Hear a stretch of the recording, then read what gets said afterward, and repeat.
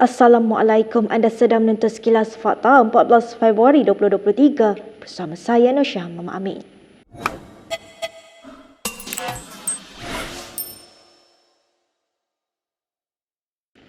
Duta Malaysia ke Amerika Syarikat Muhammad Nazri Abdul Aziz menegaskan bersedia untuk tidak menerima gaji kerana ia bukan keutamaan. Namun, kata bekas ahli parlimen pada renggasi itu, dia tidak akan menolak jika kerajaan mahu memberikan.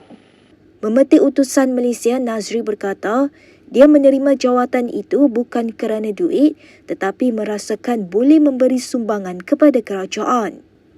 Nazri juga menyifatkan dirinya seperti Perdana Menteri yang tidak memerlukan gaji, namun ia soal tanggungjawab untuk berkhidmat kepada negara. Selasa lalu, Kementerian Luar Negeri mengumumkan bahawa Nazri telah dilantik sebagai Duta Besar Malaysia ke Amerika. Bagaimanapun, pelantikan itu mendapat kritikan orang ramai dan sesetengah pemimpin berpandangan jawatan duta perlu dikaskan kepada diplomat. Namun, Timbalan Perdana Menteri Ahmad Zahid Hamidi berkata Nazri merupakan personaliti yang sesuai untuk tugas itu. Presiden UMNO itu juga menyatakan keyakinannya terhadap kemampuan Nazri mewakili negara dan menguruskan tugas sebagai duta. Dalam pada itu, Nazri berkata pelantikannya sebagai duta tidak harus dipersoalkan kerana ia bebas daripada elemen nepotisme, kronisme maupun favoritisme. Setiausaha Agung UMNO Ahmad Mazlan berkata partinya komited dalam menyokong kepimpinan Anwar sebagai Perdana Menteri hingga tamat penggal. Menurut Ahmad, ia selaras dengan resolusi yang dicapai dalam PAU bulan lepas demi kestabilan politik negara. Ahmad yang juga Timbalan Menteri Kewangan berkata demikian ketika menjunjung kasih titah yang di-Pertuan Agong Sultan Abdullah Sultan Ahmad. Sebelum itu, Sultan Abdullah menzahirkan hasrat untuk melihat Anwar kekal sebagai PM terakhir dilantik di bawah pemerintahan baginda.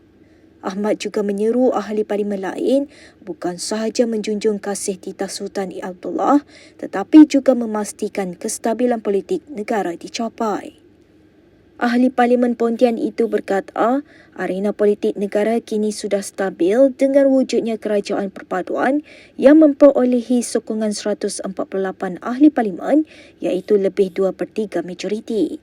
Terdahulu ketika bertitah di Parlimen, Sultan Abdullah menyambut baik permuafakatan dicapai kerajaan perpaduan yang selari dengan hasrat baginda untuk membentuk sebuah kerajaan yang stabil dan utuh. Seri Paduka turut menzahirkan ucapan tahniah kepada Anwar kerana dilantik sebagai Perdana Menteri ke-10 dan barisan Jemaah Menteri Kerajaan Perpaduan. Berita seterusnya, Anwar menegaskan timbalannya Ahmad Zahid Hamidi tidak pernah campur tangan dalam pertuduhan rasuah terhadapnya di mahkamah. Malah kata Anwar, Zahid juga tidak memintanya berbuat demikian termasuklah untuk menggugurkan kesnya. Dalam wawancara eksklusif bersama Thai PBS, Anwar ditanya berkaitan kerjasama dengan Zahid yang terpalit kes rasuah ketika pada masa yang sama dia mahu menangani isu itu. Sementara itu, Anwar berkata kerajaan tetap menjadikan tadbir urus yang baik sebagai agenda. Menegaskan Zahid akan melalui prosesnya, Anwar berkata seseorang itu tidak patut diburukkan ketika seluruh sistem telah korup. Anwar turut membidas pembangkang kerana membangkitkan isu itu. Pelantikan Zahid sebagai TPM dibuat susulan pembentukan kerajaan perpaduan pimpinan Anwar selepas PRU15 lalu. Pada 24 Januari tahun lepas, Mahkamah memerintah Zahid membela diri atas 12 pertuduhan pecah amanah jenayah, 8 kerana rasuah dan 27 untuk pengubahan wang haram membabitkan puluhan juta ringgit milik Yayasan Akal Budi. Ahli Parlimen Pandan Rafizi Ramli mengusulkan supaya Dewan Rakyat mengambil tindakan terhadap Ahli Parlimen Machang Wan Ahmad Faizal. Menurut Rafizi, Wan Ahmad Faizal membuat kenyataan yang mengelirukan kerana mendakwa manifesto PH baru-baru ini ada menjanjikan untuk menghapuskan pinjaman PTPTN.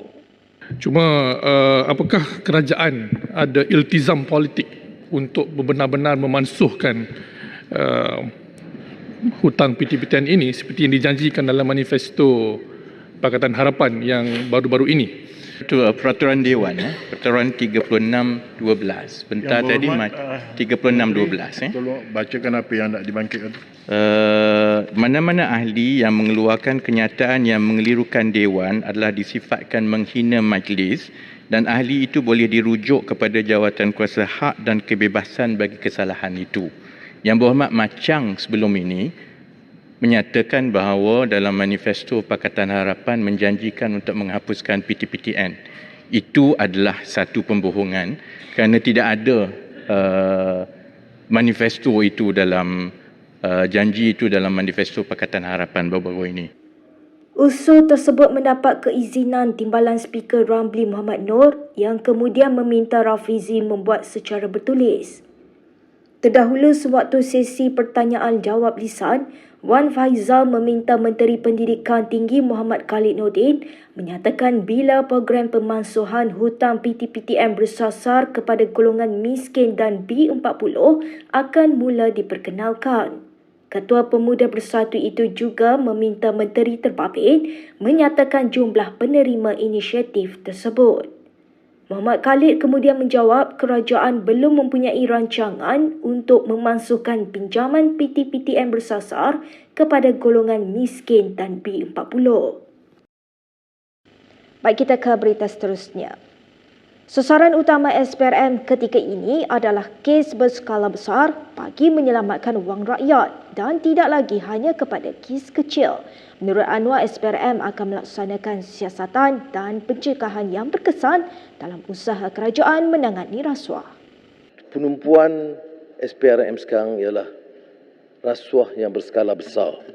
Kerana kalau dulu terlalu banyak masa dan tenaga untuk menumpukan perhatian, menangkap ikan-ikan bilis.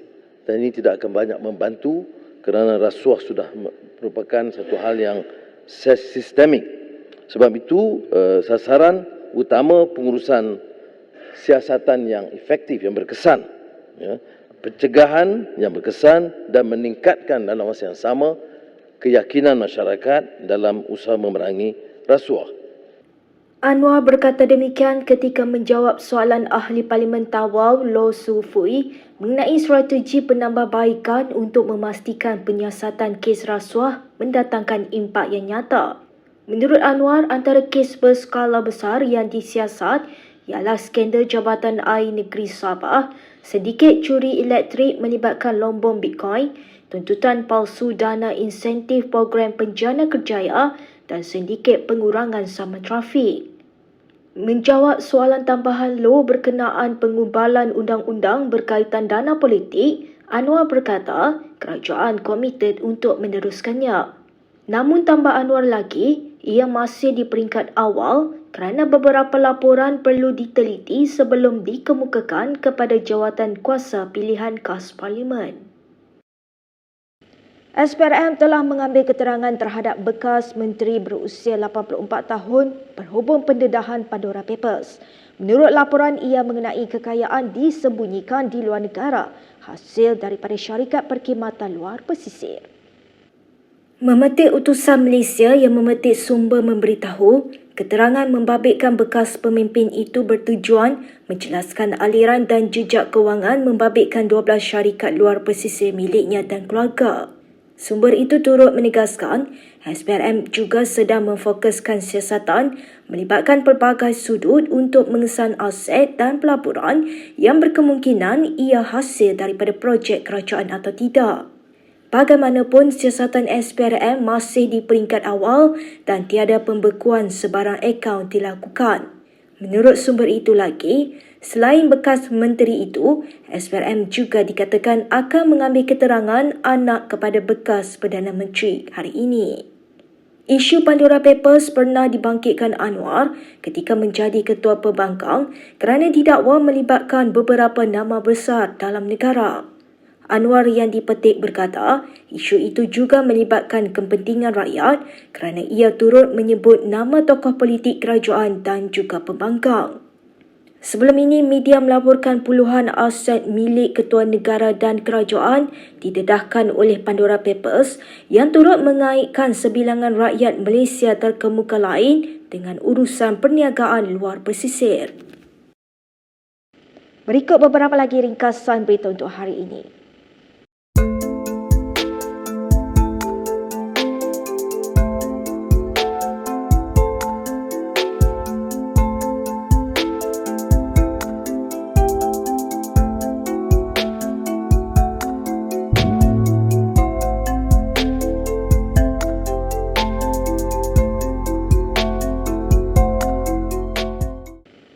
Sekian sahaja daripada saya Nur Syihah Muhammad Amin untuk Sekilas Fakta.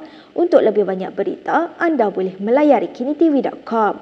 Anda juga boleh mengikuti kami di Instagram, Twitter, YouTube dan Facebook. Salam hormat dan jumpa lagi.